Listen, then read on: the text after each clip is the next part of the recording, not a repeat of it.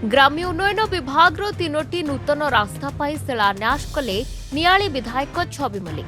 मुख्यमंत्री सड़क योजना रे जल्हादपुर ठारू पोदना बढ़ई साई रास्ता कपासी ठारू कोरकोर एवं सले बाहरणा रास्तार नुआ बाबजा पर्यंत रास्तार उन्नतीकरण कराजिबो। बहुदिनरु दाबी होई आसुथबा एही रास्ता निर्माण हेबाकु थिबा बेले अंचलवासी माने नियाली विधायक और राज्य सरकार को कृतज्ञता जणाइछन्ति। पहंगा पंचायत कपासी पंचायत एवं अण पंचायत रे आज मुख्यमंत्री सड़क योजना रे रास्ता शिलान्यास करागला।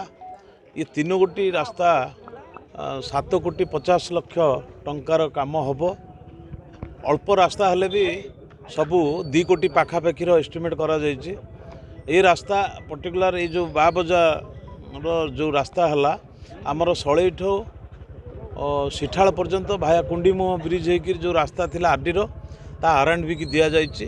सेठी 7 मीटर चौड़ा रास्ता हम से रास्ता को यहाँ संयोगीकरण हम जहाँफल बाबजार लोक मैंने जो असुविधा पड़ुले रास्ता जो खराब थिला से रास्ता को उन्नत मानर काम कराई से रास्तार संयोग करा यही भाव में आमर नियाली ब्लॉक रे विभिन्न जगार विभिन्न गाँव ग्रामवासी माने मते अभियोग करथिले ये रास्ता खराब अछि तांकरी लोकंकर अभियोग एवं मुझे जो अनुभव करुच्ची जे रास्ता आवश्यकता अच्छी सेठी एही भली भाव में रास्ता तैयारी होबो। नियालीरो कालेंदे स्वाइंक रिपोर्ट दिनलिपि लाइव।